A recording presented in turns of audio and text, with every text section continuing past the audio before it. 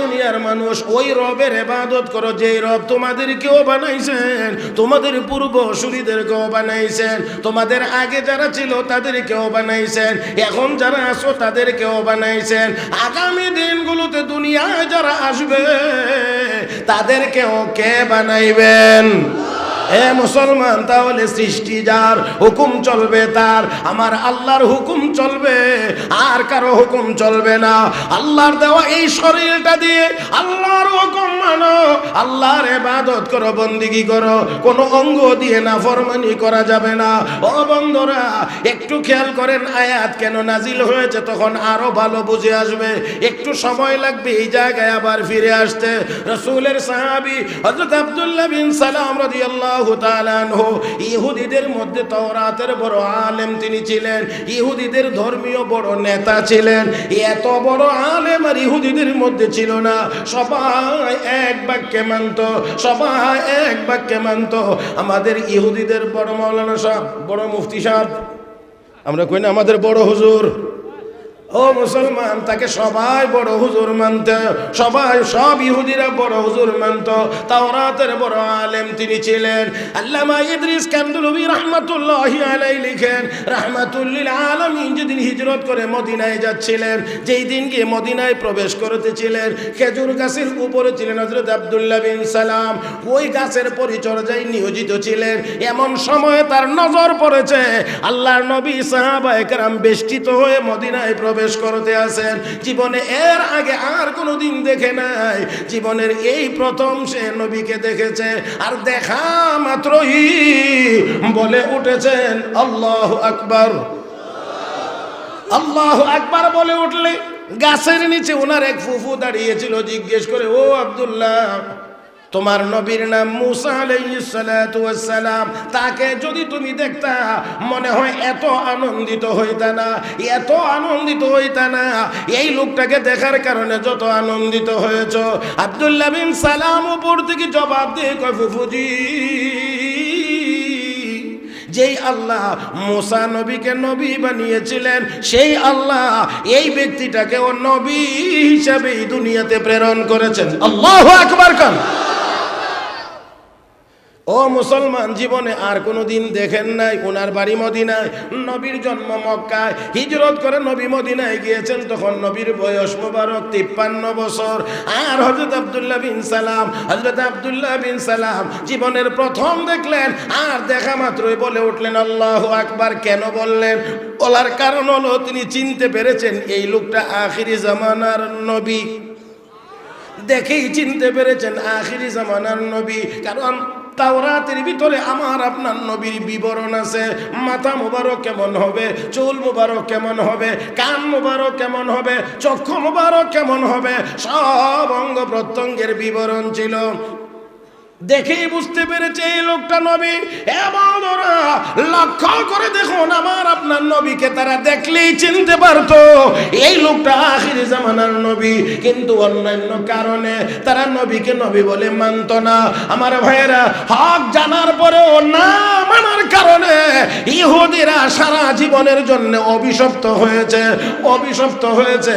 ও বন্ধুরা, মনে রাখতে হবে, কোরআন হাদিসের হক কথা জানার পরেও যদি কেউ মানে না, আরো উল্টা তেরামি করে, উল্টা যদি ঘাড় ঘুরাইতে চায়, এই লোকটাও কোনোদিন দুনিয়ার জীবনে, আখিরাতের জীবনে ইজ্জত সম্মানওয়ালা হতে পারবে না। আমার ভাইয়েরা, আপনারা বলবেন, ও তো অমুক দেশের রাষ্ট্রপতি, অমুক দেশের অমুক মন্ত্রী, তমুক দেশের অত বড় নেতা। আরে বাবা, আমেরিকার প্রেসিডেন্ট ওই জুতার বাড়ি খায়, না?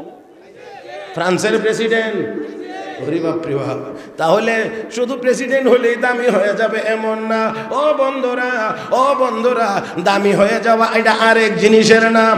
আমার বন্ধুরা শুন, হযরত আব্দুল্লাহ বিন সালাম রাদিয়াল্লাহু তাআলা আনহু দেখলেন, দেখার পরে মনে মনে চিন্তা করলেন, তাওরাতের বিবরণের সাথে তো সব মিলে, সব মিলে, চেহারা সুরত মিলে, এই লোকটা আখিরি জামানার নবী। তবে তার কাছে গিয়ে একটু একবার দেখি উনি উম্মতকে, মানুষকে যা জাতিকে কি শিক্ষা দেন? ও ভাইরা, হযরত আব্দুল্লাহ বিন সালাম দেখার জন্য নবীর দরবারে গেলেন। যেই দিন সর্বপ্রথম গেলেন ওই দিন গিয়ে শুনেন আল্লাহর নবী তার উম্মতকে শিখাইতে আছেন। দেখেন কি শিখান। যেই দিন তিনি প্রথম গেলেন ওই দিন গিয়ে শুনেন নবী সাহাবীদেরকে শিখাইতে আছেন আফশুস সালাম, আতিমুত তাআম, সিলুল আরহাম, ওয়া সাল্লু বিল লাইলি ওয়ান নাসু নিয়াম, তাদখুলুনাল জান্নাতা বিসালাম। আমার উম্মত চার আমল করো। কয় আমল? সবাই বলেন কয় আমল? এক নাম্বার আফশুস সালাম, বেশি বেশি করে সালাম দাও। নিয়ত আছে নি? নিয়ত আছে নি? এই নিয়ত আছে নি? সবাই বলেন, সবাই বলেন, সবাই বলেন ইনশাআল্লাহ, ইনশাআল্লাহ। এই সালাম দেওয়ার নিয়ত আছে তো? আফশুস সালাম, নবীকে বেশি বেশি করে সালাম দাও। আমরা এখন অনেক একটু বয়স্ক হয়ে গেলে সালাম দিবার মন চায় না, খালি নিবার মন চায়। মুরব্বী না বোঝা যায় মুরব্বীর সওয়াবের বস্তা বাঁধা লাইছে, আর সালাম সওয়াবের দরকার নাই, এজন্য সালামেরও দরকার নেই। আমার ভাইয়েরা, হ্যাঁ অবশ্যই যুবকেরা মুরব্বীদেরকে সালাম আগে দেওয়ার চেষ্টা করবে। তাই বলে মুরব্বী সালাম দিয়া লাইলে কোনো গুনাহ হবে না নাকি? সালাম যদি দিয়া দেন গুনাহ হবে না। ও বন্ধুরা, তাহলে আসুন আমার সাথে কথা বলবেন। কয় আমল? এক নাম্বার বেশি বেশি করে সালাম দাও, বেশি বেশি করে সালাম দাও। আজকের এই মাহফিল থেকে আমরা নিয়ত করে বাড়িতে যাই, এখন থেকে ইনশাআল্লাহ আমিও আগে আগে সালাম দেব, বেশি বেশি করে সালাম দেব ইনশাআল্লাহ। সবাই বলেন ইনশাআল্লাহ। নিয়ত আছে তো? নিয়ত আছে তো? আরে ভাই, ছোট বড় সবাই যদি আমরা বেশি বেশি করে সালাম দেই, লাভ আছে, লাভ আছে, লাভ আছে। আজকে ঘরের ভিতরে মিল নাই, এই ঘরের সাথে ওই ঘরের মানুষের মিল নাই, এই গোষ্ঠীর সাথে ওই গোষ্ঠীর মানুষের মিল নাই। আসুন বিশ্ব নবীর এক সুন্নতের উপরে আমরা আমল করি। সবাই যদি সালাম দিতে পারি, আমার বিশ্বাস নবীর সুন্নতের বরকতে এই দেশে, এই সমাজে, এই এলাকায় কোনো রকমের দ্বন্দ্ব ফাসাদ থাকতে পারে না।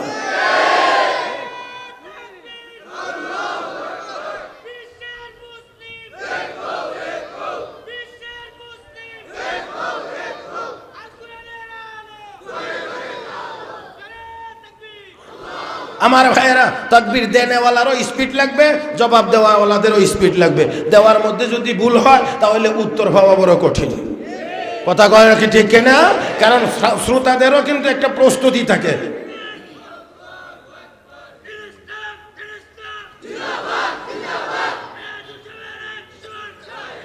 রাখেন রাখেন রাখেন, জাগা বুঝা খুব দিতে। কথা কয় না রে, বুঝে না। পাথরের মধ্যে কূপ দিলে মিয়া কাটবে না, মাটি দেখে কূপ দিতে হবে। কাজে স্লোগান দিতে হলেও জায়গা শুনে গেলে পাবলিক জোরে কইব, স্টেশনটা চিনতে হবে। ইন্টারসিটি যে কোনো জায়গায় থামাইয়া দিলে হয় না, থামে না। কথা বুঝেন নাই? সিগন্যাল দিলেও কাজ হবে না, আপনারা ঠিকলা লয়ে যাব। চেয়ারম্যান সাহেব আসেনি তো আর আমার কোনো টেনশন নেই। কি কোন জ্বর তোফান যা যাবে রে দেখতে চাইলে দেবো। কষ্ট হবে, কষ্ট হবে। মুহতারাম হাজরিন, দেখা যাক ঘড়ির কাঁটা যেখান থেকে শুরু হয়েছে ঘুরে আবার এখানে আসার আগ পর্যন্ত তো আর ছেড়ে দেওয়া যাবে না ইনশাআল্লাহ। বুঝাইতে পারছি কি আপনাদেরকে জানি না, মানে 1 ঘন্টার কমে তো আর ছাড়া যাবে না। আসেননি ততক্ষণ পর্যন্ত ইনশাআল্লাহ? হ্যাঁ আসেন। আল্লাহ সবাইকে কবুল করুন। মুহতারাম হাজরিন, কি বলছিলাম জানি, আপনাদের কি স্মরণ আছে? কয় আমল? কয় আমল? এক নাম্বার সালাম, সালাম, সালাম, সালাম। এবার বলেন অশুদ্ধ সালাম না বিশুদ্ধ সালাম? মা কথা কয় না দি, অশুদ্ধ সালাম না বিশুদ্ধ সালাম? হে মুসলমান, শুদ্ধ করে সালাম দিতে হবে। আর আমি অত্যন্ত সাহস করে বলতে পারি, যদি শুদ্ধ সালাম শিখতে হয়, শিখাইতে হয়, তাহলে কাসিমুল উলুম মাদ্রাসার মতো মাদ্রাসা ছাড়া আর কোনো বিকল্প, সবাই বলেন বিকল্প। মিয়া অন্য জায়গাতে সালাম শিখবেন করতে গিয়ে স্যারে নিজেই তো সালাম ভালো করে দেন। আসসালামু আলাইকুম, আসসালামু আলাইকুম, বাবা বাবা কি চমৎকার স্টাইল করে আসসালামু আলাইকুম, বড় একখান কাম করে লেছে। আমার বন্ধুরা, সালাম আলাইকুম, সালাম আলাইকুম, আলাইকুম এগুলোর নাম সালাম না। আসসালামু আলাইকুম ওয়া রাহমাতুল্লাহ, আসসালামু আলাইকুম ওয়া রাহমাতুল্লাহ। ও বন্ধুরা, কত সুন্দর, কত সুন্দর ব্যবস্থা। একমাত্র ইসলাম ধর্ম, যেই ধর্মের ভিতরে একজন মানুষ, এক মুসলমান আর এক মুসলমানের সাথে সাক্ষাৎ হইলেই প্রথমে দোয়া। সালামের অর্থ কি? আল্লাহ আপনার উপরে শান্তি রহমত বর্ষণ করুন। ও মা, কি চমৎকার! সেও গোড়াইয়া বলবে আপনার উপরেও শান্তি রহমত বর্ষিত হোক। ঝগড়া তাকে নিয়ে এলো। আমি দোয়া করছি আপনার উপরে আল্লাহ শান্তি রহমত বর্ষণ করুন, আপনিও গোড়াইয়া গেছেন আপনার উপর আল্লাহ শান্তি আর রহমত বর্ষণ করুন, তো ঝগড়া তাকে নিয়ে। ও মা, ঝগড়া হইতো তাহে না। আপনারা এই সালাম থেকেও দূরে সরাইয়া দিছে, কারণ সালাম বদলাইয়া ওই যদিও দে আসসালামু আলাইকুম আর না হইলে কো স্যালুট। কথা কয় না, স্যালুট। ডর করে, ও চেয়ারম্যান আছে এই জন্য ডর করে। এই একদিক দিয়ে হাত দেখা, আবার মাটির মধ্যে লাথিও দে, হেডারে হেডে আবার কোনটা। আমার বন্ধুরা, আমি বুঝিই না এগুলো কোন কিছু। এইদিকে হাত দেখানো, আবার ভাও দিয়া লাথি দেওয়া, এর মধ্যে কোন মিল আছে আমি জানি না, তবে যেই মিলটা আছে এটা আবার বলতে গেলে একটু ডর আছে, এই জন্য বলা যায় না আর কি। এই জন্য ডরে বলি না আর কি, এখন আর বলি না ডরে, কারণ ভয় আছে। ও বন্ধুরা, তবে সবাই অনুমতি দিয়া লাইলে আবার কয়েলাম যেত। হ্যাঁ হ্যাঁ হ্যাঁ, এর অর্থ হইলো স্যার, ক্ষমতায় যতদিন আছেন উপরেরটা, ক্ষমতা না থাকলে কিন্তু চলবে নিষেধটা। এই জন্য বাংলাদেশের দুর্দণ্ড প্রতাপশালী মন্ত্রী, মাশাআল্লাহ, ক্ষমতা না থাকলে পরে দেখা যায় কি কি কি কি হ্যান্ডকাপ লাগাইয়া জেলের বাসিন্দা। ও বন্ধুরা, তাহলে আসুন, আগে আগে কি দিব? কম কম দেব না বেশি বেশি দেব? 4 এমন 1 নাম্বার, বেশি বেশি করে সালাম দাও, বেশি বেশি করে সালাম দাও। ও মুসলমান, 2 নাম্বার হলো আতিমুত তাআম, দরিদ্রদেরকে খানা খেলাও। আল্লাহর হাবিব রাহমাতুল লিল আলামিনের নির্দেশ হলো গরিব মানুষদেরকে, অসহায় মানুষদেরকে খানা খেলাও। হে বন্ধুরা, এটা লক্ষ্য করে দেখুন, আমরা মুসলমান, এই মুসলমান হওয়ার কারণে মুসলমানেরা যদিও সবাই না হইলেও মোটামুটি ভাবে অধিকাংশ মুসলমান এখনো গরিব মিসকিনকে কিছু না কিছু হইলেও দেয়, বিপদগ্রস্ত হইলে দেয়। এবারের বন্যায় যথেষ্ট পরিমাণ সহযোগিতা মুসলমানেরা সিলেটের মানুষকে করেছে। দ্বিমত নাকি আমার সাথে? সাহায্য, কিছু সহযোগিতা বিভিন্ন জায়গা থেকে নিয়ে আইছে না মানুষ। হ্যাঁ, ও মুসলমান, এবার দেখেন রমজান মাস আসলে চেনা জানা নাই, তারপরে ইফতারের সময় আসেন, বসেন, কথা কয় না। এ মুসলমান, মুসলমানের ভিতরে এই আন্তরিকতা আছে, একজন আরেকজনকে নিয়ে খাওয়া। আমার ভাইয়েরা, আমার বন্ধুরা, আমরা যাদেরকে আদর্শ মনে করি, যাদেরকে সভ্য বলে মনে করি, আর মনে করি ইউরোপিয়ান সভ্যতা, আমেরিকান সভ্যতা, রাশিয়ান সভ্যতা, চাইনিজ সভ্যতা, ওই দেশগুলোতে গিয়ে দেখেন অন্যদেরকে খাওয়াইবে তো দূরের কথা, আমার বন্ধুরা, তাদের মা বাবা বুড়া হয়ে যায়, এদের মুখেও তো এক লোক মা বাপ সন্তানেরা দেয় না। আর আমাদের দেশেও কিছু কিছু শিক্ষিত নামের কোলাঙ্গারেরা ওই বদ অভ্যাস বিদেশ থেকে আমদানি করেছে, যার কারণে সে তাকে বিলাসবহুল অ্যাপার্টমেন্টে, অত্যন্ত সুরম্য অট্টালিকায় তার বউ বাচ্চা নিয়ে থাকে। এই বাড়িতে এমনকি বিদেশি কুকুর পর্যন্ত থাকে, কিন্তু ওই বাড়ির কোন রুমের ভিতরে তার মা বাবার জায়গা হয় না। কথা কি ঠিক না বেঠি? এই জন্য আমি একটা কথা বলি, অনেকে আলেম ওলামাদেরকে খোঁজা মারে, কয় টাকা পান? এই মৌলবীরা আপনারা খালি পিছনে নিয়ে যাইতে চায়, এরা শুধু কবরের কথা বলে, হাসরের কথা বলে। দুনিয়া অনেক অ্যাডভান্স হয়েছে, তারা তো বেতন পায় না, কোনো কাজ কাম নাই, অল্প সামান্য 5-7 হাজার টাকা কামাই করে। এরা তো এই কথা ওই কথা বলবে। আমি আপনাদেরকে সামনে রেখে বলছি, যারা এইভাবে খোঁচা মারতে চান, ওলামায়ে কেরাম টাকা পয়সা কম কামায়, কম বেতন পায়, কম খায়, আর এই বলে যাদেরকে কটাক্ষ করতে চান, এদেরকে 100 বার চিন্তা করে বলার দরকার, বা বলার আগে নিজেদের দিকে তাকানো উচিত। সারা বাংলাদেশ খুঁজলে একজন আলেম, হাফেজ, ইমাম, মুয়াজ্জিনের মা বাবাকে বৃদ্ধাশ্রমে পাওয়া যাবে না, কিন্তু তোমাদের মধ্যে অনেক উচ্চ শিক্ষিত সন্তানের মা বাবাকে বৃদ্ধাশ্রমে তালাশ করে পাওয়া যায়। লক্ষ লক্ষ টাকা বেতন পাও, কুত্তারে খাওয়া, কিন্তু মা বাবারে খাওয়ায় না। লজ্জা হওয়া উচিত, শরম লাগা উচিত। আল্লাহ আমাদের তাদের সবাইকে হেদায়েত নসিব করুন, সবাই বলি আমিন। কষ্ট হইতেছে না তো আপনাদের? মোহতারাম হাজরিন, আসুন 2 নাম্বার গরিবদেরকে খানা খেলাও, 3 নাম্বার সিলুল আরহাম, আত্মীয়তার সম্পর্ক বজায় রাখো, 4 নাম্বার রাসূল বলেন ওয়াসাল্লু বিল্লাইলি ওয়ান নাসু নিয়াম, মানুষ যখন ঘুমিয়ে থাকে শেষ রাত্রিতে উঠে উঠে মালিকের দরবারে 2-4 রাকাত 8 রাকাত তাহাজ্জুদের নামাজ পড়ো। কিন্তু রে মুসলমান, যেই দেশের মুসলমান, যেই মুসলমান যুবকেরা মাসে একবারও যায় না, বছরেও যায় না, 5 বছরের ভিতরেও কোনোদিন ঘুম থেকে জাগ্রত হয়ে ফজরের নামাজ কোনোদিন পড়ে নাই, তারাও 1 মাস রাত্রে জাগ্রত থেকে থেকে বিশ্বকাপ ফুটবল খেলা দেখছে। হাসার জন্য বলি না, এটা হাসির কথাই না। 5 বছরের ভিতরে একদিন ফজরের নামাজ হয় নাই, 10 বছরের ভিতরে হয় নাই, রাত্র 2:30-3টার সময়ে ঠিকই সে বিশ্বকাপ ফুটবল দেখার জন্য জাগ্রত। যেই টাইমটা মালিকের সাথে সম্পর্ক গভীর টাইম, যেই সময়ে আল্লাহর সাথে তোমার প্রেমের সম্পর্ক গড়ার টাইম, সেই টাইমে তুমি কোথায় লিপ্ত, কোথায় লিপ্ত?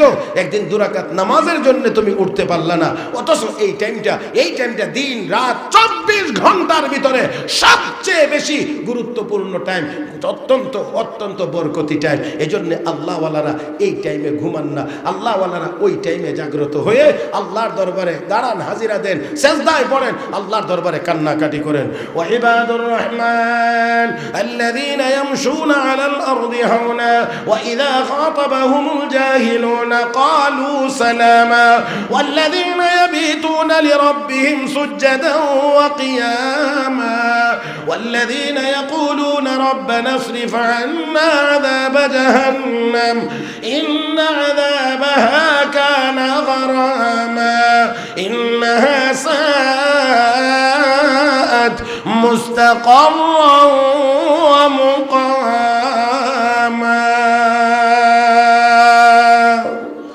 আরেকটু জোরে কর না, আরেকটু জোরে কর না।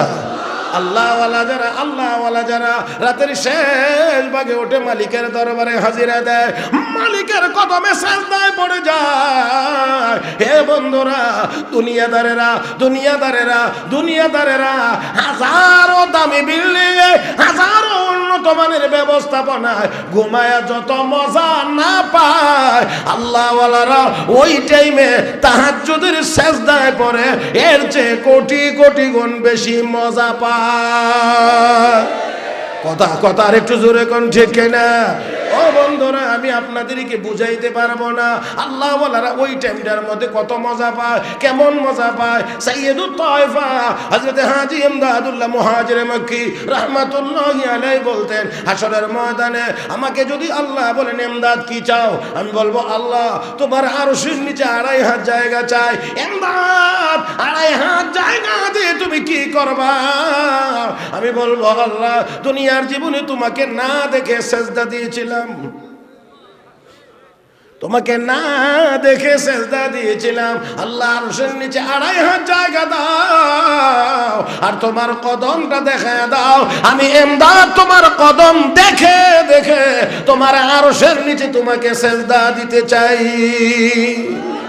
ও মুসলমান, এবার একটু চিন্তা করেন, এখানে কত মজা। হাকিমুল উম্মত মুজাদ্দিদ মিল্লাত হযরত মাওলানা আশরাফ আলী থানভী রাহমাতুল্লাহি আলাইহি, উনার এক পীর ছিলেন হযরত মাওলানা শাহ ফজলুর রহমান গঞ্জে মুরাদাবাদী রাহমাতুল্লাহি আলাইহি। একদিন উনাকে লক্ষ্য করে বলছেন, মিয়া আশরাফ আলী, জান্নাত का मजा बरहक है और कौसर का मजा बरहक है, मगर नमाज में जो मजा है किसी में नहीं है। अल्लाह अकबर कौन बुझे ना बुझे জোরে কোন আল্লাহু আকবার। এ মাওলানা আশরাফ আলী, জান্নাতের মজাও সত্য, কাউসারের মজাও সত্য, তবে নামাজের ভিতরে যেই মজা আছে এই মজা জান্নাতেও নাই, এই মজা কাউসারের পানির মধ্যেও নেই। কারণ জান্নাত আল্লাহর সৃষ্টি, কাউসারও আল্লাহর সৃষ্টি, আর নামাজের ভিতরে যা হয় এটা হয় সৃষ্টি আর স্রষ্টার সাথে। আমি বুঝাইতে পারি নাই মনে হয় আপনাদেরকে। এখানে উলামায়ে কেরাম আছেন, জিজ্ঞেস করে দেখেন জান্নাতের ভিতরে হাজারো নাজ ও নিয়ামত পাওয়া যাবে, হাজারো নাজ ও নিয়ামত, নাজ ও নিয়ামতের অভাব নাই। এরপরে আল্লাহ বলবেন, ও বান্দা, ও বান্দা বান্দিরা, আরো কোনো নাজ ও নিয়ামত পাওয়ার কি বাকি আছে? সর্বশেষ তারা খোঁজাখুঁজি করে বলবেন, আল্লাহ বাকি তো একটা আছে। বলে কি বাকি আছে? তোমারে তো দেখছি না। এখন কিছু বুঝেন আপনারা? জান্নাতের হাজারো নাজ ও নিয়ামত পাওয়ার পরে বলবে কি, আল্লাহ কি দেখছি না? তোমারে দেখছি না, তোমারে দেখছি না। তাহলে জান্নাত তো আলাদা জিনিস, কাউসার আলাদা জিনিস, আর নামাজ হয় নামাজি এবং আল্লাহর মাঝখানে কথাবার্তা। আল্লাহ রাব্বুল আলামিন বলেন, আল্লাহ তোমাকে তো দেখছি না, তোমার একটু দেখবার মনে চায়। আল্লাহ একটা ফোকাস মারবেন, ফোকাস, ফোকাস বুঝেননি? টর্চ লাইটের মতো সুইচটা দিলে ফোকাস মারবেন। জান্নাতীরা বেহুশ, জান্নাতীরা বেহুশ হয়ে যাবে, বেহুশ। আল্লাহর নূর দুই প্রকার, এক প্রকার নূরকে বলে জালালি, আর এক প্রকার নূরকে বলে জামালি। সহজে বোঝার জন্য বলি, আলো সূর্যের মধ্যেও আছে, আলো চন্দ্রের মধ্যেও আছে। দুইটার আলো কি এক? কথা কয় না, দুইটার আলো কি এক? এ ভাই, সূর্যেরটার মধ্যে পাওয়ার আছে, সূর্যেরটার মধ্যে তাপ আছে, সূর্যেরটার মধ্যে হিট আছে, চন্দ্রেরটার মধ্যে সৌন্দর্য আছে। কথা ঠিক না? আল্লাহর নূর দুই প্রকার। আল্লাহ ওই জালালিটার ফোকাস যখন মারবেন তখন সব বেহুশ, হুশ ফিরে পাইবে। হুশ ফিরে আসার পরে আল্লাহ এবার বলবেন, ওই প্যান্ডেল আছে, যাও যার যার সিটে গিয়ে বসো, যার যার আসনে গিয়ে বসো, যার যার আসনে গিয়ে বসো। বিশাল প্যান্ডেল থাকবে, প্রত্যেকের জন্য আলাদা করে আসন থাকবে। ওই আসনে গিয়ে সব জান্নাতীরা বসবে। আদম নবী থেকে শুরু করে আমাদের নবী পর্যন্ত যত নবী আছে, সকল নবীর উম্মত জান্নাতি যারা, সবাই ওই প্যান্ডেলে বসবে। এই বিশাল প্যান্ডেল বানানো থাকবে, আর স্টেজ থাকবে। ওই স্টেজের মধ্যে 1.25 লক্ষ আম্বিয়া একরাম থাকবেন। সুবহানাল্লাহ, কালকে নাস্তার পরে বলবেন না? এই বিশাল প্যান্ডেল, বিশাল স্টেজ, 1.25 লক্ষ আম্বিয়া একরাম। এখানে আসন থাকবে মাত্র দুইটা, প্রধান অতিথির আসন, সভাপতির আসন। প্রধান অতিথির আসনে বসবেন মুহাম্মদুর রাসূলুল্লাহ সাল্লাল্লাহু আলাইহি ওয়াসাল্লাম, সভাপতির আসনে বসবেন স্বয়ং আল্লাহ রাব্বুল আলামিন। কেমন হবে ওই অনুষ্ঠানটা? হ্যাঁ, কেমন হবে? একটু কিছুক্ষণের জন্য একটু চিন্তা করেন। আল্লাহ সভাপতির আসনে, প্রধান অতিথির আসনে মুহাম্মদুর রাসূলুল্লাহ, বিশেষ অতিথি 1.25 লক্ষ আম্বিয়া একরাম। সব মানুষ এখানে যা আছে সামনে, তারা হলো সবাই জান্নাতি। জান্নাতে যার যার আমল, যার যার স্ট্যাটাস অনুযায়ী তার জন্য আসন বানানো থাকবে, যার যার আসনে বসবে। অনুষ্ঠানটা কেমন হবে? হাজার হাজার রহমতের ফেরেশতা চতুর্দিক দিয়ে দাঁড়িয়ে থাকবে। এখন দেখি না, তখন দেখা যাবে। কথা বুঝেন নাই? তখন দেখা যাবে অনুষ্ঠানটা কেমন হবে। বাবা রে বাবা, যদি কোনো মন্ত্রীর অনুষ্ঠানে আমরা কেউ যাইতে পারি, 15 দিন পর্যন্ত খালি অ্যাডভার্ট আছে। কি সে মন্ত্রী সাহেব যাইছিল না? আমিও। কথা বুঝেন না মনে হয়, লাগে মানে আমিও ছিলাম। আর যেদিন আল্লাহ নিজে বসবেন সভাপতির আসনে, প্রধান অতিথির আসনে বসবেন মুহাম্মদুর রাসূলুল্লাহ, অনুষ্ঠানটা কেমন হবে আমার বন্ধুরা?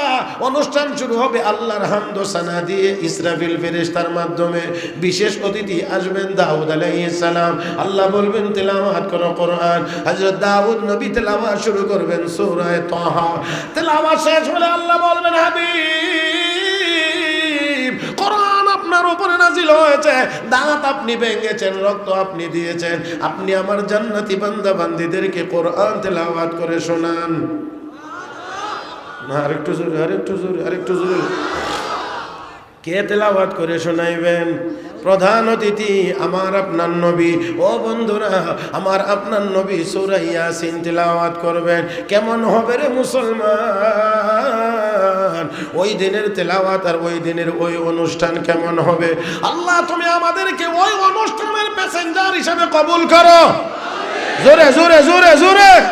রাহমাতুল লিল আলামিন তেলাওয়াত শুরু করবেন। ইয়াসিন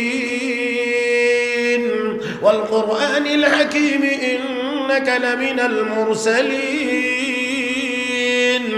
আলা সিরাতিন মুস্তাকিম তানজিলাল আজিজির রহিম লিতুনযিরা কওমান মা উনযিরা আবাউহুম ফাহুম গাফিলুন লাকাদ হাক্কাল কওলু আলা আকযারিহিম ফাহুম লা ইউমিনুন ইন্না জাআলনা أعناقهم أغلالا فهي إلى الأذقان فهم مقمحون وجعلنا من بين أيديهم سدا ومن خلفهم سدا فأغشيناهم فهم لا يبصرون وسواء عليهم أأنذرتهم أم لم تنذرهم لا يؤمنون إنما تنذر من اتبع الذكر وخشي الرحمن بالغيب فبشره بمغفرة وأجر كريم إنا نحن نحيي الموتى ونكتب ما قدموا وآثارهم وكل شيء أحصيناه في إمام مبين. হে মুসলমান, আমি আমার আবেগে একটু তেলাওয়াত করলাম এক মুবিন পর্যন্ত। বিশ্ব নবীর কণ্ঠ তো আমি সলমুদ্দিনের কণ্ঠের মতো না। রাহমাতুল আলামিনের তেলাওয়াত হবে, জান্নাতবাসীরা মনোমুগ্ধকর অবস্থায় শুনবে। ও বন্ধুরা, এবার আল্লাহ বলবেন আমি তেলাওয়াত করে তোমাদেরকে শোনাইব। আরে এত আস্তে বললেন, এই আবেগটা এতটুকু। আল্লাহু আকবার, জোরে কর না। আল্লাহ বলবেন কালাম আমার, আমি তো তেলাওয়াত করে শোনাই নাই, আমি তেলাওয়াত করে শোনাইব। হিচে কসদর মুলকে ও আম্বাজ নে কওলে ওরা লাহনে নে আওয়াজ নে। ও বন্ধুরা, আমার আল্লাহর আওয়াজ কেমন তার কোন নমুনা দেখানো সম্ভব? বলেন না সম্ভব। না না না, আমার আল্লাহ তেলাওয়াত করবেন, আল্লাহ নিজেকে দেখায়া বলবেন আনার রহমান,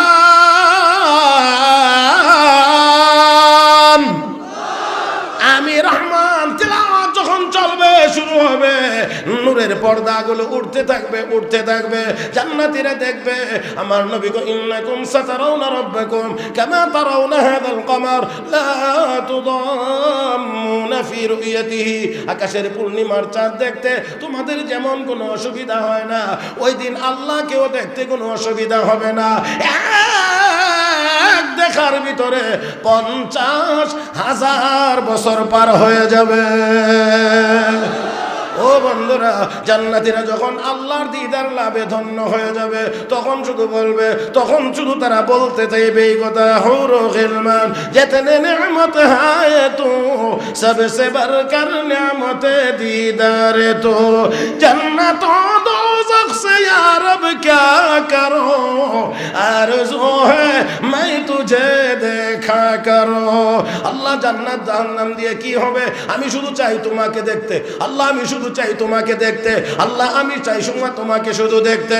ও বন্ধুরা, হযরত আব্দুল কাদের জিলানী রাহমাতুল্লাহি আলাইহি রাতের শেষ ভাগে নামাজ পড়ে পড়ে আল্লাহর দরবারে কাঁদতেন আর বলতেন, তু জান্নাত রা বনে কাদে ওয়া মান বাদরা বাদু যাখবার ওয়া বাস বাশদ মুরাজা তামান্নায়ে বিসালে। তো আল্লাহ তোমার নেককার বান্দা বান্দীদেরকে জান্নাত দিয়ে দিও, আমার মতো গুনাহগারকে তুমি দোজখে দিও। তবে রে মালিক, দোজখের এমন জায়গায় রেখে দিও যেখান থেকে মনটা চাইলেই যেন তুমি মালিক রে দেখতে পারি। আল্লাহ আমি দোজখের এমন জায়গাতে রাখো যেখানে রাখলে তোমাকে দেখতে পারি। ও বন্ধুরা, যেখান থেকে আল্লাহরে দেখা যাবে এটা আর দোজখ থাকেনি। কথা বুঝেন নাই? এটা হলো মহব্বতের কথা আর কি, একটু ঘুরাইয়া ফেসাইয়া বলা। আল্লাহ আমার দোজখই দিও, আল্লাহ আমার দোজখই দিও, আমার দোজখই দিও, তবে তবে আমি যেন তোমারে দেখতে পারি।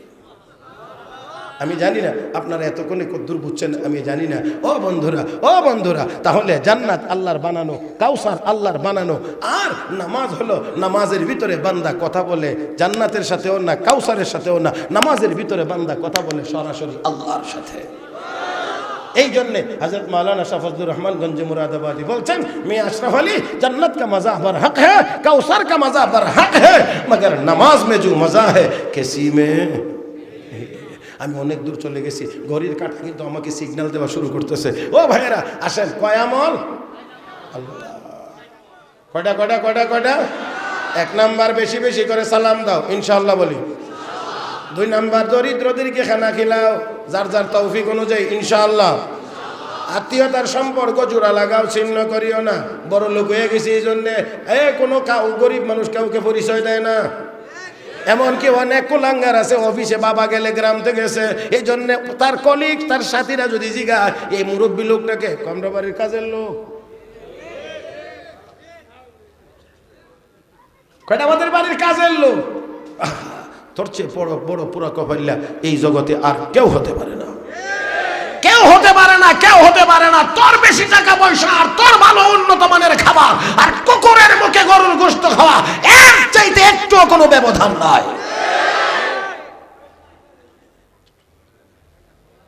কষ্ট পেয়েছেন মনে হইতেছে। মুহতারাম হাজিরিন, আসুন 4 নাম্বার হলো রাতের শেষ ভাগে উঠে তাহাজ্জুদের নামাজ, তাহাজ্জুদের নামাজ, তাহাজ্জুদের নামাজ। ও বন্ধুরা, আল্লাহর নবী কয় এই 4 আমল যদি কেউ করো তাদখুলুনাল জান্নাতা বিসালাম, পুরস্কার হলো উম্মত। এই 4 আমল যদি কারো মধ্যে থাকে কোনো টেনশন নাই, নিরাপদে আল্লাহর জান্নাতের মেহমান হয়ে যাবে। হযরত আব্দুল্লাহ বিন সালাম, মনে আসেনি আপনারা একেবারে আগের কথাটা, গাছের উপর থেকে দেখেছিলেন আর মনে মনে চিন্তা করেছিলেন তাওরাতের বিবরণ অনুযায়ী তো মিলে তিনি নবী, গিয়ে দেখি বলেন কি, এবার যখন শুনলেন এই 4 আমলের কথা বলেছেন সাথে সাথে কালেমা পড়ে মুসলমান হয়ে গেছে। হে মুসলমান, এবার আসেন মূল জায়গায়, মূল কথা। হযরত আব্দুল্লাহ বিন সালাম রাদিয়াল্লাহু তাআলা আনহু মুসলমান হয়ে গেছেন তো মুসলমান হয়ে গেছেন, কোনো ঝামেলা নাই, কোনো বেজাল নাই, কোনো রকমের কোনো যদি কিন্তু নাই। কিন্তু তারপরেও প্র্যাকটিক্যালি 2-1টা জায়গায় একটু সমস্যা কি? 1 নাম্বার হলো ইহুদি ধর্ম মোতাবেক উটের গোশত খাওয়া ছিল হারাম, ইসলাম ধর্মে উটের গোশত খাওয়া কয় না রে, কয় না, ইহুদিদের জন্য ছিল হারাম, মুসলমানের জন্য উটের গোশত হালাল। ও ভাইরা, তবে হালালের অর্থ হলো খাইতে পারেন, অনুমতি আছে, কিন্তু হারামের অর্থ হলো কোনোভাবেই খাওয়া যাবে। এখন লক্ষ্য করে দেখেন, ইসলামের বিধান মোতাবেক উটের গোশত খাওয়ার অনুমতি আছে, না খাওয়ারও সুযোগ আছে, কিন্তু ইহুদি ধর্ম মোতাবেক খাওয়ার কোনো সুযোগ হারাম। এখন উনি তো মুসলমান, এখন যদি উটের গোশত খাওয়া শুরু করে, আত্মীয় স্বজন যারা আছে সবাই বলবে রাক্ষস, উটের গোশত খাইবার লাগি কলিমা পড়ছে। দেন না, আমাদের দেশে অনেক হিন্দু মুসলমান হইলে এমনই ওই তার আত্মীয় স্বজন হিন্দুরা কয় কি জানেননি, করে এত জিব্বা লম্বা, এ গরুর গোশত খাইতে মুসলমান হইছে। আমার বন্ধুরা, আত্মীয় স্বজন যারা আছে তাদের সাথে এখানে সংঘর্ষ হয়। এজন্য আব্দুল্লাহ বিন সালাম মনে মনে চিন্তা করলেন, ভালো করে শুনলেন, এই জায়গাটাই আসল জায়গা। মনে মনে চিন্তা করলেন, আমি উটের গোশত খাওয়া হালাল, আল্লাহর হুকুম, এটা মানলাম, কিন্তু আমি যদি না খাই তাহলে ইসলামের বিধানে কোনো বড় গুনাহ হয় না, বাকি না খাইলে তাদের মনটা একটু আমার প্রতি সহনশীল থাকবে, ঠক্কর হবে না। 1, 2 নাম্বার হলো ইহুদিদের জন্য শনিবার দিন মাছ ধরা ছিল হারাম, মুসলমানের জন্য কোনো শনি রবি নাই, যখন মন চায় ধরো, মনে না চাইলে না ধরো।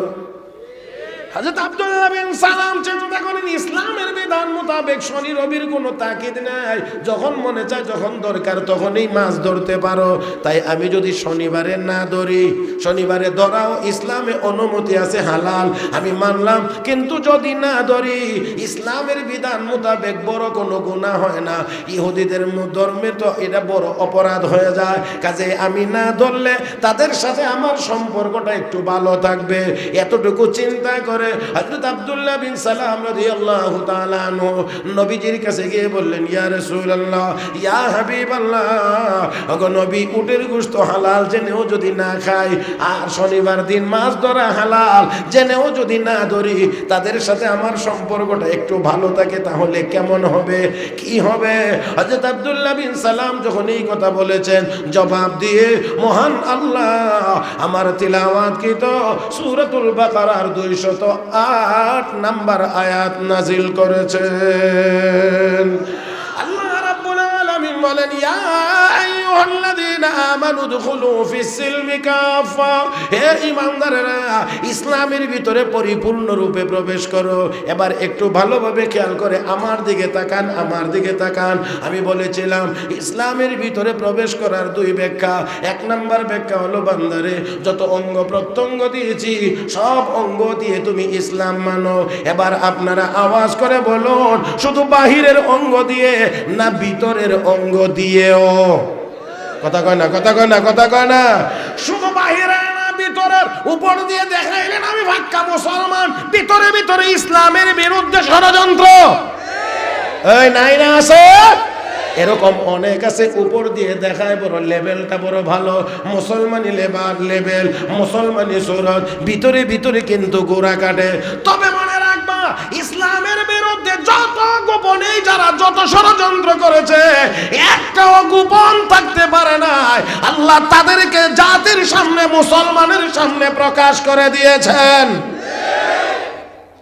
আমি আপনাদেরকে উদাহরণ দিয়ে বোঝানোর মতো সময় হবে না, এই জন্য আমি খুব শর্ট করে আমি কথাটাকে স্টেশন পর্যন্ত নিয়ে যাইতে চাচ্ছি। ও বন্ধুরা, যত গভীরেই ইসলামের বিরুদ্ধে ষড়যন্ত্র হোক, কোরআনের বিরুদ্ধে ষড়যন্ত্র হোক, কারণ কোরআন আমার না, কোরআন মাওলানা জবিরউদ্দিন শাহ হুজুরের না, কোরআন কোনো আলেমের না, কোরআন কার কালাম? আরে এত আস্তে বলেন, আর একটু জোরে কোন জায়গা বুঝেননি? কোরআন কার কালাম? আল্লাহর কালামের বিরুদ্ধে যত গোপনে ষড়যন্ত্র করেন, আল্লাহ তো সবখানি দেখেননি না? দেখেন না? কয় না, কয় না, কয় না, দেখেননি না? দেখেন না? দেখেন কি দেখেন না? এক কথাই বুঝবেন, এক কথাই মাত্র। মুসা আলাইহিস সালামকে আল্লাহ তোমার কুদরতের বিশেষ কোনো নিদর্শন দেখায় দাও। আল্লাহ কয় তোমার সামনে একটা পাথর আছে? বলে হ্যাঁ আছে। লাঠি দিয়ে বাড়ি দাও, লাঠি দিয়ে আঘাত করো। তিনি আঘাত করলেন, আঘাত করার সাথে সাথে পাথরটা দুই টুকরা হয়ে গেছে, ভিতর থেকে আরেকটা পাথর বেরিয়েছে। আল্লাহ কি করবো? দ্বিতীয়টা আবার আঘাত করো। দ্বিতীয়টাই আঘাত করছে, এটাও দুই টুকরা হয়েছে। 3 নম্বর আরেকটা পাথর বেরিয়ে এসেছে। 3 নম্বর পাথরে আল্লাহ বলেন মুসা আঘাত করো। আঘাত করছে, দুই টুকরা হয়ে গেছে।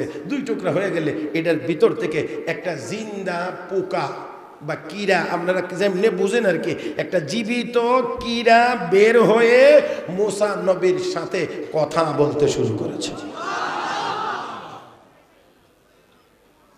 কি কথা বলছে একটু শোনাইব আপনাদেরকে?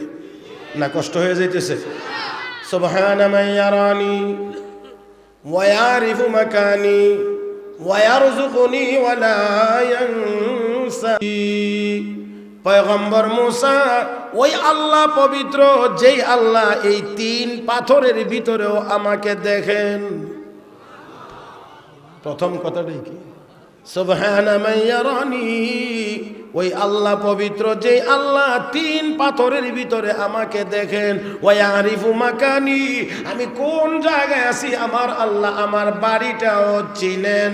ওয়া ইয়ারযুকুনি, পয়গম্বর গো আমার যখন খাবারের দরকার হয় আমার মালিক এই 3 পাথরের ভিতরে আমাকে রিজিক দেন। 4 নম্বর হলো ওয়ালা ইয়ানসানি, আমার আল্লাহ আমাকে কখনোই ভুলেন। বলেন না, বলেন না, বলেন না, ভুলেন। হে মুসলমান, 3 পাথরের ভিতরে যদি একটা পোকাকেও আল্লাহ দেখেন, তার বাড়ি চিনেন, সময় মতো রিজিক দেন, আল্লাহ যদি ভুলেন না। আমরা তো আশরাফুল মাখলুকাত, আমরা যদি মালিকের গোলামি করি তাহলে ওই মালিক আমাদের রিজিকের জন্য দুনিয়ার কোনো কাফের বেঈমানের কাছে হাত পাতাইবেন না। অবশ্যই মালিক আমাদেরকেও ঘরে রেখে খাওয়াইতে পারে। কিন্তু আজকে আমরা রিজিকের জন্য এদের ওদের এদের ওদের এদের ওদের কাছে গিয়ে দৌড়াদৌড়ি করি। তাহলে এবার বলেন, আপনি যত গোপনেই থাকেন না কেন, আল্লাহ দেখেননি না? দেখেন না? জানেননি না? জানেন না? এ মুসলমান, তাহলে কোরআনের বিরুদ্ধে ষড়যন্ত্র চাই প্রকাশ্যে হোক চাই গোপনে হোক, কেউ কিন্তু রেহাই পাবে না। অবশ্যই ষড়যন্ত্রকারীদেরকে আল্লাহ মুসলিম উম্মার সামনে প্রকাশ করে দিবেন। লাঞ্ছিত আর অপমানিত হওয়াই লাগবে, কারণ কোরআন হলো আমার আল্লাহর কালাম, আর আল্লাহর কালামের বিরুদ্ধে গেলে আমার আল্লাহ কাউকে সম্মান নিয়ে বাঁচতে দেয় না। আল্লাহ আমাদের সবাইকে বুঝার তৌফিক দান করুন। মহব্বতের সাথে সবাই বলি আমিন। ও মুসলমান, বলছিলাম 1 নাম্বার ব্যাখ্যা হলো সকল অঙ্গ দিয়ে ইসলাম মানো। 2 নাম্বার ব্যাখ্যা হলো আল্লামা মুফতি শফি রহমাতুল্লাহি আলাইহি বলেন, ইসলামের ভিতরে পরিপূর্ণরূপে প্রবেশ করো। এর অর্থ হলো, ও বান্দা বান্দি, আমার যত হুকুম আহকাম আছে সবগুলো মানো। 1-2টা মানবা আর 2টা ছেড়ে দিবা এমন না, যত বিধান আছে সব মানো। এবার আওয়াজ করে আপনারা জবাব দিবেন, নামাজ পড়া কার বিধান? রোজা রাখা কার বিধান? হজ করা, যাকাত দেওয়া কার বিধান? এবার যদি ইসলাম ভালো লাগে, যদি আপনার কাছে ইসলামের বিধান ভালো লাগে, আপনি যদি পরিপূর্ণ মুসলমান হতে চান, ইমানি আওয়াজে একটা জবাব দিবেন। আমি বলবো, আপনারা জবাব দিবেন, পর্দা করা কার বিধান? পর্দা কার বিধান? তাহলে পর্দা আল্লাহর বিধান। ও মুসলমান, আজকে অনেকে নামাজ পড়ে, রোজা রাখি, হজ করি, কিন্তু পর্দা। এবার আপনারা বলেন, সুদ হারাম না হালাল? হারাম। হে মুসলমান, সুদ হারাম, সুদ হারাম, সুদ হারাম। এটা মুহাদ্দিস হুজুরে হারাম করছেন? ওই দাওরাই মাদ্রাসার মুহতামিম সাহেব হারাম করছেন? কে হারাম করছেন? কে হারাম করছেন? এই সুদ হারাম এটা বলছেন কে? মৌলবীদের উপরে তো রাগ করে কোনো লাভ নাই। الذين يأكلون الربا لا يقومون إلا كما يقوم الذي يتخبطه الشيطان من المس ذلك بأنهم قالوا إنما البيع مثل الربا وأحل الله البيع وحرم الربا। ব্যবসা হালাল, সুদ। ব্যবসা হালাল, সুদ হারাম, হারাম, হারাম, হারাম। ও বন্ধুরা, এই হারামের বিধানটা কার? তাহলে পরিপূর্ণ ইসলামে যদি প্রবেশ করা লাগে, নামাজ যেমন করে পড়তে হবে, তেমনি ভাবে সুদও আপনাকে ছাড়তে হবে। রোজা যেমন করে রাখতে হবে, ঘুষও ছাড়তে হবে। ও বন্ধুরা, যেমন করে মক্কা মদিনায় গিয়ে হজ করতে হবে, ঠিক তেমনি ভাবে আপনাকে পর্দার বিধানও মানতে, আরো জোরে, পর্দার বিধান মানতে হবে। আজকে পর্দার বিধান মানি না, যেমনে মনে চায় এমনে চলি। ও বন্ধুরা, আমার চোখে দেখা, আমার চোখে দেখা, সামনের মোটর সাইকেলের সামনের সিটে হইলো জন্ডিস, পিছনের সিটে হইলো লেডিস, পিছনে বৈশে বৈশে লেডিস কিটানে মা কথা কয় না। যেই লেডিস রাজপথে, রাস্তার মধ্যে প্রকাশ্যে বিড়ি টানে, আপনাদের কি মনে হয় সে বুরকা ভৈরা টানে? আরে আমি বুঝাইতে পারতেছি না। না, মোটর সাইকেলের পিছনের সিটে বসে মেয়ে, মেয়ে, মেয়ে, যুবতী, যুবতী, উঠতি বয়সের মেয়ে সিগারেট টানে। আমার ভাইয়েরা, পোশাক আশাকের তো কোনো খবর নাই, চলাফেরা হবে ইহুদি আর খ্রিস্টানদের পোশাকে। আর দুর্ঘটনা ঘটলে বিচার চাইবে সৌদি আরবের শরিয়া আইনে। দুইটা হইতে পারে না। মান্দার গাছ লাগায় যেমন কাঁঠাল আশা করা যায় না, বেপরদা হয়েও নিজের ইজ্জতের কোনো হেফাজতের কোনো গ্যারান্টি দেওয়া যায় না। চলতে চাইবে ইহুদি খ্রিস্টানদের মতো, আর দুর্ঘটনা যখন ঘটবে, কোনো অন্যায় ঘটবে, তখন আমরা পাতার মতো বসতে চাই, তোমাদের দুষ্টদের বিচার চাই। তুমি বিচার চাওয়ার আগে তুমিও একটু সাবধান হয়ে যাও। বিচার তো অবশ্যই চাইবা, অবশ্যই চাইবা, কিন্তু তারপরে তোমাকেও একটু সাবধান হওয়া লাগবে। আমার ভাইয়েরা, আমার বন্ধুরা, এই কথাটাই তো হাটহাজারীর হযরত রাহমাতুল্লাহি আলাইহি বলছিলেন। আর এই বলার কারণে ওনাকে কে কত রকমের ব্যঙ্গ করছে, কত রকমের। আমার ভাইয়েরা, এখানে মূল কথাটা ছিল এই যে কিছু কিছু জিনিস আকর্ষণীয়, পুরুষের জন্য যুবতী মেয়ে আকর্ষণীয়, মেয়েদের জন্য যুবক ছেলে অবশ্যই আকর্ষণীয়। ওমা কথা কয় না, নাকি এখানে আকর্ষণ নাই? আকর্ষণ যদি না থাকে তো বিয়ে করলেন কে লিগা? বিয়ে করান কে লিগা? বিয়ে করবার নিয়ত করে রাখছো কে লিগা? তাহলে অবশ্যই আকর্ষণ আছে আমার বন্ধুরা। তাই যেহেতু আকর্ষণ আছে, যেই জিনিসের প্রতি আকর্ষণ থাকে সেই জিনিস একটু ঢেকে ঢেকে রাখতে হয়। জীবনে যদি কেউ 1000 টাকার একটা নোট এমনি হাতে লয়ে হাঁটেন না, এমনি এমনি হাতের মধ্যে 1000 টাকা, কেউ হাতে এমনি নিয়ে কেউ হাঁটেন না সবাই। আরে বাপ রে বাপ, হাতে লাগবে না, চাই নাই, এমনি কাটিয়ে জায়গা ওই। কারণ কি? কারণ এটা দেখলে সুরের আকর্ষণ লাগে, এই জন্য এটাকে নিয়ে ওই ভিতরের পকেটে টাকার বেলায় বুঝে। আমার বন্ধুরা, টাকার প্রতি আকর্ষণ যুবকের যত, একজন যুবতী মেয়ের প্রতি যুবকের আকর্ষণের চেয়ে একটু কম, তো বেশি বুঝেননি আমার কথা। টাকার নোটটার প্রতি, টাকাটার প্রতি যত আকর্ষণ, দেখতে যত ভালো লাগে, মন যত এইদিকে দৌড় দেয়, যুবতী নারী এর চেয়ে দেখতে আকর্ষণ কম না বেশি? তাহলে এটারে কি একটু আড়ালে রাখার দরকার না? এটা করবে না, এটা করবে না, এটা করবে না, খালি কয় যুবক